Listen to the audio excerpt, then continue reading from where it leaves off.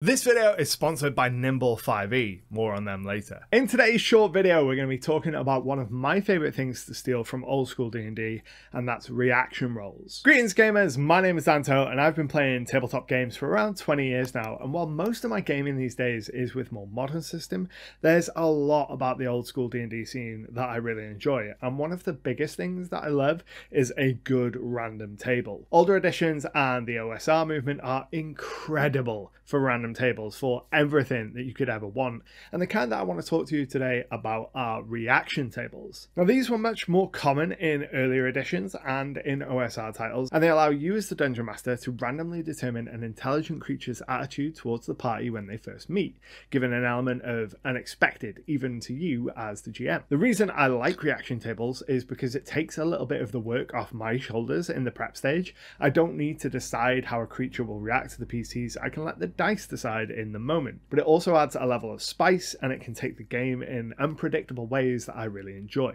I also run a really open sandbox game, so the PCs encountering a creature and having an interaction that even I have no idea how it will turn out is really exciting, and it reinforces that idea that this is a real world where they can go anywhere, do anything they want, and anything will happen. Now, I probably wouldn't use reaction rolls in a pre-written adventure, or at least not for the named NPCs, because the spice that they can introduce can throw off the plot in a way that's really hard to rein it back in, especially in pre-written modules. But before we talk about making reaction rolls, I want to talk about today's sponsor, Nimble 5e. If you're thinking of taking the upcoming D&D rules change as an excuse to switch systems, and you want a new heroic fantasy system to check out, then you should absolutely take a look at Nimble 5e, a new system which aims to be fast-paced, tactical, and compatible with all of your favourite 5e books. Nimble started out as a popular stripped-down version of 5e, but it's grown into its own dedicated system.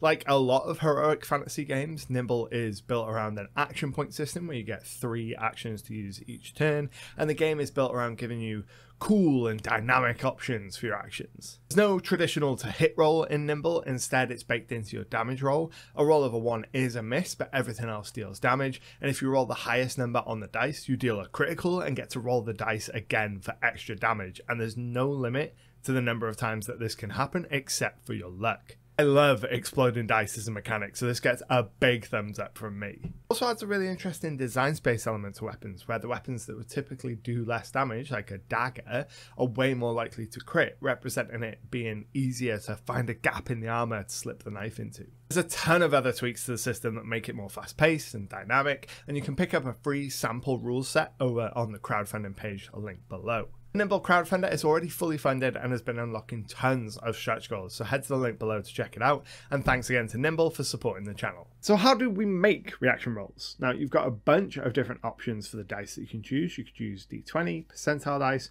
or really any combination, but my favorite is the classic 2d6. 2d6 gives an incredibly predictable probability, which we can use to plot our options. The numbers in the middle of the range are much more likely to appear than the outliers, and we can use that when building out our tables. So we'd put our worst and best outcomes on the result of 2 and 12 respectively, and in our next bands, say 3 and 5 and 9 and 11, we put our bad and good outcomes, and then 6 to 8 is our more neutral outcome. That is what's going to happen the most often. In the most simple sense, that would look like this, ranging from hostile, where the creature is most likely to attack or flee, through to suspicious, where they don't attack but they're still wary, to neutral, and then curious, where they're, interested by the players, and then finally friendly. Now, if we want to tie a table like this to the influence action that's presented in the new 2024 Player's Handbook, it might look something like this. Neutral creatures still have a DC 15 to influence, that's standard in the 2024 PHB, but if they're suspicious or curious, that DC shifts. Hostile and friendly creatures have a DC, but the advantage and disadvantage that's baked into the influence system means it's unlikely you're going to get a result outside of what you would expect from a creature like that. So a hostile creature is almost always going to stay hostile, a friendly creature is almost always going to stay friendly. Again, these reaction tables aren't something that you would want to use for a pre-planned NPC or a villain, someone who has pre-existing knowledge of the PCs or a relationship to them that you can explore purely through roleplay.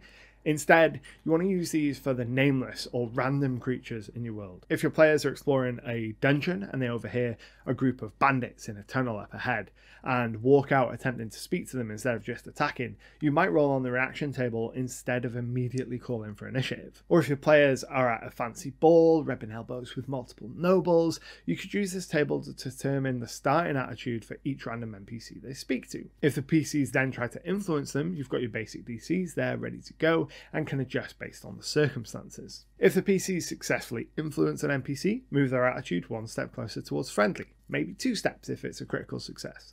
And if they fail their influence check, move it the other way. Actually, while we're at it, why don't we add a column of suggested actions for the NPC to take to this table? So a hostile creature is going to attack or flee, a suspicious creature might threaten or prepare to fight, a curious creature would come closer and ask questions, and a friendly creature is going to bargain and make deals.